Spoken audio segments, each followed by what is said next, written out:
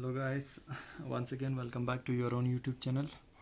तो आज हम और एक टॉपिक करने जा रहे हैं, न्यूट्रिशन इन ह्यूमन बीइंग। ये जो इससे पहले वाला जो हमने लेक्चर किया था, तो उससे जुड़ा हुआ है ये। वहाँ पे हमने न्यूट्रिशन इन एनिमल किया था एज ए जर्नल। तो यहाँ पे हम पर्टिकुलर इन ह्यूमन बीइंग पढ़ेंगे न्यूट्रिशन। तो इससे पहले हमने प्लांट्स के न्यूट्रिशन के बारे में भी पढ़ा हुआ है। तो चलिए शुरू करते हैं। सबसे पहले न्यूट्रिशन मैंने आपको पहले ही बता दिया था कि न्यूट्रिशन का डिफिनीशन क्या है, न्यूट्रिशन क्या होता है, तो उसको दोबारा बताने की ज़रूरत नहीं पड़ेगा। तो यहाँ पे मैं आपको सिंपली आपको न्यूट्रिशन इन ह्यूमन बीइंग की जो ह्यूमन बीइंग है वहाँ पे न्यूट्रिशन का प्रोसेस कैसे होता है, किस तरह न्यूट्रिशन कंप्लीट होता है, वो हम आज इस लेक्चर में करेंगे। ठीक है, चलिए।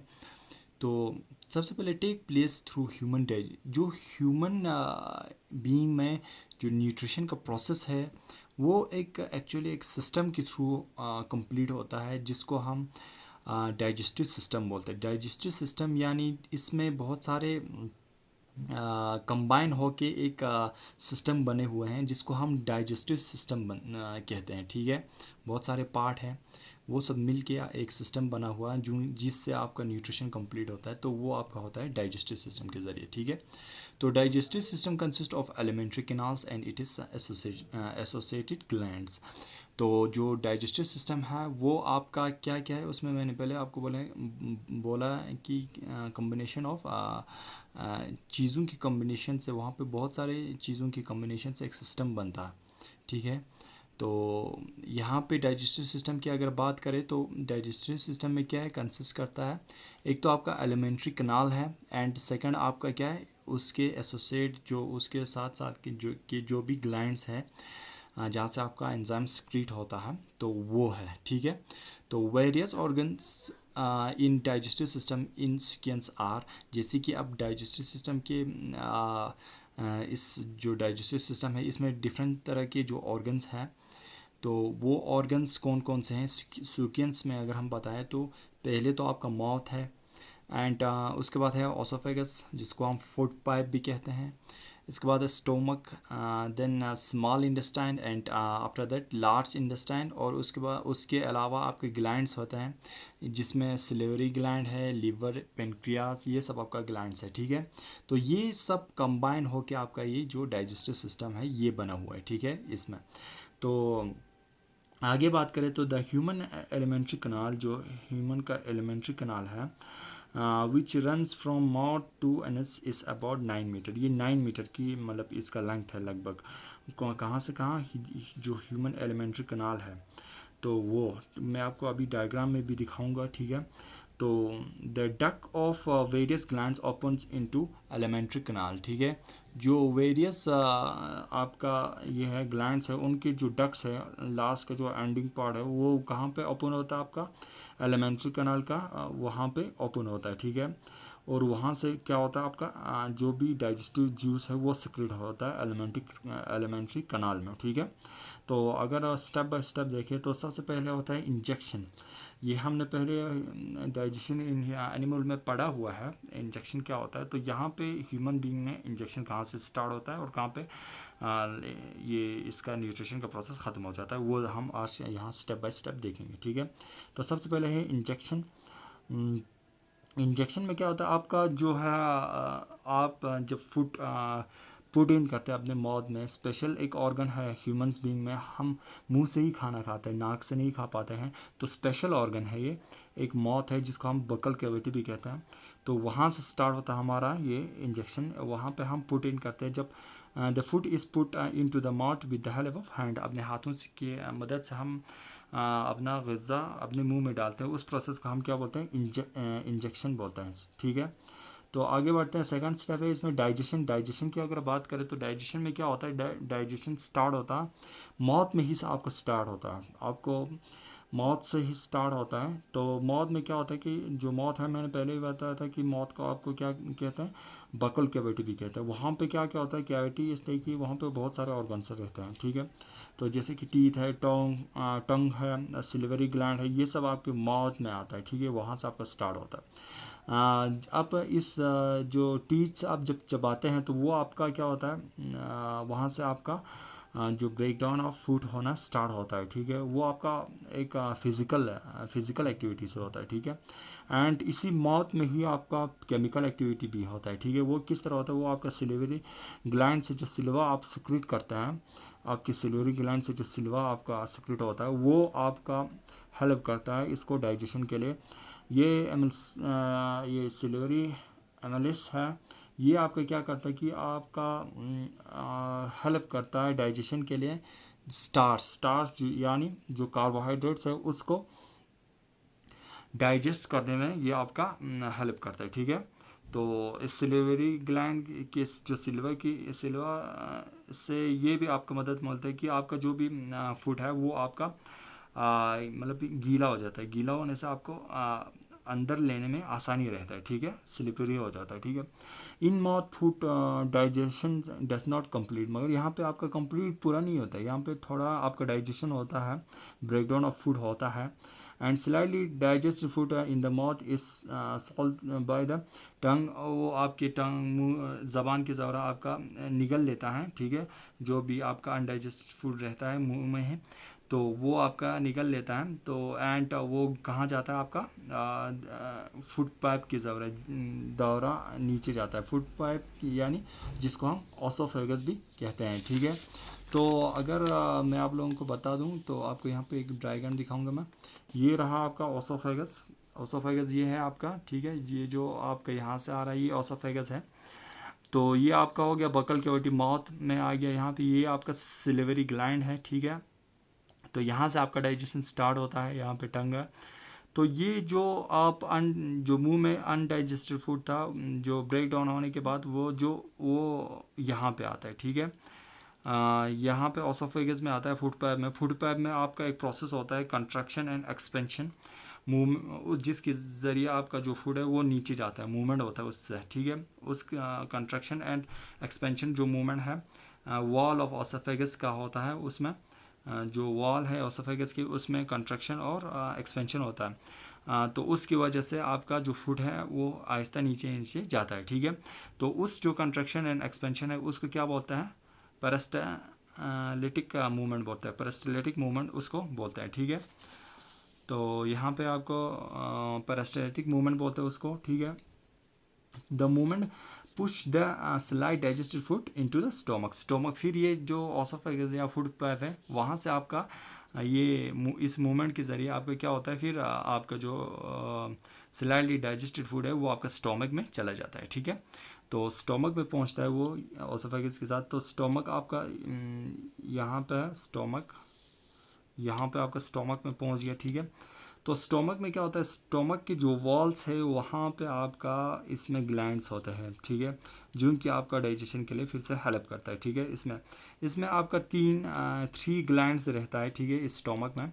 तो इसमें सबसे पहला अगर हम बात करें तो गैस्ट्रिक जूस है, ठीक है।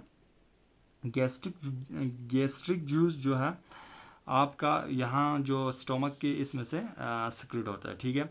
तो गैस्ट्रिक जूस में क्या होता है, इसमें 3 सब्सटेंस कंटेन होता है इसी गैस्ट्रिक जूस में। वो होता है आपका, एक तो होता है आपका हाइड्रोक्लोरिक एसिड होता है, ये आपका एसिडिक होता है, ठीक है। एंड सेकंड आपका होता है एंजाइम पेप्सिन होता है, एंड थर्ड आपका होता है मुकस, ठीक है। तो ये तीनों आपका जो गैस्ट्रिक जूस है इसमें होता है, ठीक है। Due to the presence of hydraulic acid, ये हाइड्रोलिक एसिड की प्रेजेंस की वजह से क्या होता है कि the gastric juice is acidic in nature, क्योंकि ये एसिड है तो ये gastric juice acidic in nature होता है, ठीक है, इसकी हाइड्रो क्लोरिक एसिड की वजह से, ठीक है। तो आगे अगर हम बात करें तो ये एसिडिक तो नेचर होगा क्योंकि इसमें आपका क्या है, हाइड्रोक्लोरिक एसिड है, गैस्ट्रिक जूस में। In the acidic medium the enzyme pepsin begins the digestion of protein. अब जब ये एसिडिक नेचर है तो इसकी एसिडिक नेचर के प्रेजेंस में जो पेप्सिन है आपका एंजाइम पेप्सिन, ये आपका क्या करता है, आपका डाइजेशन स्टार्ट करता है किस चीज़ का, प्रोटीन का। ठीक है, प्रोटीन का डाइजेशन आपके स्टोमक में स्टार्ट होता है सबसे पहले। ठीक है, तो ये भी पूछते हैं क्वेश्चन में। तो यहाँ पे हाइड्रोक्लोरिक एसिड की प्रेजेंस में आपका पेप्सिन्स क्या करता है, आपका डाइजेशन करता है किस चीज़ का, प्रोटीन की डाइजेशन करता है। ठीक है, तो आगे जो कि आपका प्रोटीन आपके फूड्स में मौजूद होते हैं तो वो आपका डाइजेशन होता है आपके स्टोमक में। ठीक है, another function of hydrochloric acid का दूसरा फंक्शन क्या है कि ये आपका जो भी स्टोमक में अगर कोई बैक्टीरिया आ जाता है विथ फूड के साथ, तो उसको किल करता है, ये मार देता है। ठीक है, तो यहाँ पे अगर एक बार मैं आपको फिर दिखाऊं, यहाँ पे ओसोफेगस है, यहाँ से आइए अब यहाँ स्टोमक में पहुँच गया। ठीक है, फूड, तो यहाँ पे आपका क्या होता है, प्रोटीन का डाइजेशन होता है। ठीक है, प्रोटीन का डाइजेशन यहाँ स्टार्ट हो गया। यहाँ पे क्या था, गैस्ट्रिक जूस था। गैस्ट्रिक जूस में क्या क्या था, एक तो हाइड्रोक्लोरिक एसिड था, दूसरा आपका पेप्सिन था, एंड थर्ड आपका म्यूकस था। तो इन तीनों का यहाँ पे काम रहता है डाइजेशन का। तो ये गैस्ट्रिक जूस में ये तीन कंटेन करते हैं। ठीक है, तो कंटेन करते हैं, तो हाइड्रोक्लोरिक एसिड ये एसिडिक नेचर बनाता है यहाँ पे। ठीक है, तो उसकी प्रेजेंस में आपका पेप्सिन यहाँ पे प्रोटीन का डाइजेशन शुरू कर देता है। ठीक है, तो दूसरा हाइड्रोक्लोरिक एसिड का फ़ायदा क्या रहता है कि ये आपका अगर बैक्टीरिया कुछ आ जाते हैं फूड के साथ, तो ये आपका उसको किल कर देता है। ठीक है, वहाँ पे उसके बाद अगर हम तीसरे इसकी बात करें तो म्यूकस क्या करता है, आपका जो भी ये है स्टोमक में आप हाइड्रोक्लोरिक एसिड की वजह से एसिडिक नेचर हो गया, तो उस से आपका जो स्टोमक का वॉल है उसको प्रोटेक्ट करता है ये म्यूकस। ठीक है, और उसके बाद क्या हो जाता है, अब यहाँ पे ये डाइजेशन हो गया। ठीक है, इसमें डाइजेशन हो गया, तो डाइजेशन के बाद ये अब आगे मूव करता है कौन सा, ये जो फूड यहाँ पे है, the partially digested food then goes from stomach to small intestine. अब ये यहाँ से जाके यहाँ से अब स्टार्ट होता है, यहाँ से स्मॉल इंटेस्टाइन। ठीक है, स्मॉल इंटेस्टाइन अब यहाँ से स्टार्ट होता है। ठीक है, आगे जाता है यहाँ स्मॉल इंटेस्टाइन। तो ये आप साइड में चलिए, स्मॉल इंटेस्टाइन की अगर बात करें तो ये स्मॉल इंटेस्टाइन में पहुंच जाता है। ठीक है, तो small intestine in the human being is the site of complete digestion of food. यहाँ पे सबसे कंप्लीट हो जाता है, यहाँ पे डाइजेशन ऑफ फूड यहाँ पे पूरा कंप्लीट हो जाता है। ठीक है, तो स्मॉल इंटेस्टाइन में क्या होता है आपका कंप्लीट डाइजेशन, यानी यहाँ पे कार्बोहाइड्रेट का भी डाइजेशन होता है, यहाँ प्रोटीन, यहाँ फैट का भी डाइजेशन होता है। ठीक है, two gland livers and pancreas जो है यहाँ पे दो ग्लैंड है, जैसे कि यहाँ पे मैं आपको यहाँ पे दिखाऊं, तो ये आपका रहा लीवर और ये रहा आपका पेनक्रियास। ठीक है, तो ये लीवर है, ये आपका पेनक्रियास है। तो लीवर से आपका क्या होता है, बाइल जूस है ये सिक्रीट होता है यहाँ से। ठीक है, अब यहाँ से बाइल जूस सिक्रीट होता है, ये वो स्टोर भी रहता है यहाँ पे गॉल ब्लैडर में। ठीक है, गॉल ब्लैडर में ये स्टोर रहता है, और ये बाइल जूस कैसा होता है, अल्काइन नेचर होता है ये। ठीक है, एलिमेंट है ये उस नेचर का होता है, अल्काइन होता है ये, तो इसमें साल्ट कंटेन करता है जो बाइल जूस है। तो उसमें तो इस बाइल जूस जब यहाँ से आके आपका स्मॉल इंटेस्टाइन में जाता है, जो बाइल जूस है, तो बाइल आपका गॉल ब्लैडर में स्टोर होता था, तो वो आपका यहाँ पे आके स्मॉल इंटेस्टाइन में जाता है। तो यहाँ पे आपका क्या करता है, ब्रेक डाउन करता है किस चीज़ का, फैट्स का, जो आपके फूड्स में फैट मौजूद है वो उस चीज़ का उसको ब्रेक डाउन करता है। ठीक है, बाइल जो लीवर से सिक्रीट होता है। एंड उसी के दूसरे साइड अगर देखें तो यहाँ पे स्मॉल इंटेस्टाइन के साथ कनेक्ट है आपका पेनक्रियास। यहाँ से पेनक्रियाटिक जूस निकलते हैं। ये पेनक्रियास आपका लार्जेस्ट ग्लैंड माना जाता है यहाँ पे डाइजेस्टिव सिस्टम में। ठीक है, तो आपका पेनक्रियाटिक जूस यहाँ से निकलता है। तो ये इस पेनक्रियाटिक जूस में आपका क्या होता है, पेनक्रियाटिक एमेलिसिस होता है एक तो, जो कि आपका क्या करता है, स्टार्च का ये डाइजेशन करता है। एंड सेकंड, इसी पेनक्रियाटिक जूस में आपका आता है ट्रैप्सिन, जो कि आपका प्रोटीन का डाइजेशन करता है। एंड इसी पेनक्रियाटिक जूस में आपका थर्ड आता है फैट्स, ये लिपिस, जो कि आपका फैट्स का डाइजेशन करता है। ठीक है, और इसी स्मॉल इंटेस्टाइन, जो स्मॉल इंटेस्टाइन के वॉल है, इसमें बहुत सारे ये इंटेस्टाइनल जूस सीक्रेट होता है इसमें से, ठीक है, जो कि आपको बहुत ही हेल्पफुल करता है किस चीज़ के लिए, कंप्लीट डाइजेशन ऑफ कार्बोहाइड्रेट और बाकी सारी चीज़ों का, आपके प्रोटीन फैट्स उन सब का यहाँ पे डाइजेशन कंप्लीट हो जाता है। तो इसमें जो कार्बोहाइड्रेट है वो डाइजेशन होता है तो वो क्या बनता है, ग्लूकोज बनता है, ठीक है। कार्बन जो कार्बोहाइड्रेट है वो जब आपका डाइजेस्ट होता है तो वो ग्लूकोज बनता है। एंड सेकंड आपका जो प्रोटीन है वो जब डाइजेस्ट होता है तो वो आपका एमिनो एसिड बनता है, ठीक है। एंड थर्ड आपका जो फैट है वो आपका जब डाइजेस्ट होता है तो वो फैटी एसिड या ग्लिसरॉल बनता है, ठीक है। तो ये था आपका स्मॉल इंटेस्टाइन में, यहाँ तक कंप्लीट हो गया। तो इसके बाद आपका क्या होता है, अब ये सब तो डाइजेस्ट हुआ तो ये आपका कन्वर्ट हो गया, ठीक है। कन्वर्ट हो गया तो आपका अब ये किस में हो गया, पहले तो ये इनसॉल्युबल फूड मॉलिक्यूल्स था, तो अब ये स्मॉल वाटर सॉल्युबल मॉलिक्यूल बन गया यहाँ पे, ठीक है। तो उसके बाद क्या होता है कि अब थर्ड स्टेप आता है आपका एब्जॉर्प्शन। अब यहाँ पे तो मॉलिक्यूल्स क्या हो गया, वाटर सॉल्युबल मॉलिक्यूल बन गया। तो उसके बाद जाके आपका थर्ड स्टेज आता है आपका अब्जॉर्प्शन, ठीक है। यहाँ पे आप जो मॉलिक्यूल बन गया था अब ये अब्जॉर्ब होने हो जाएगा, ठीक है। तो एब्जॉर्प्शन की अगर बात करें तो सबसे पहले सॉल्युबल जो मॉलिक्यूल पास है वो जो होता है आपके स्मॉल इंटेस्टाइन में वो पास होता है through the wall of small intestine and go into the blood. अब आवर ब्लड में, हमारे ब्लड में ये चला जाता है किसके बाद, जब ये वाटर सॉल्युबल मॉलिक्यूल बन जाता है तो वहाँ पे जो स्मॉल इंटेस्टाइन के वॉल है वहाँ से वो पास होके आपके ब्लड में जाता है, ठीक है। तो ये था आपका ऑब्जर्प्शन।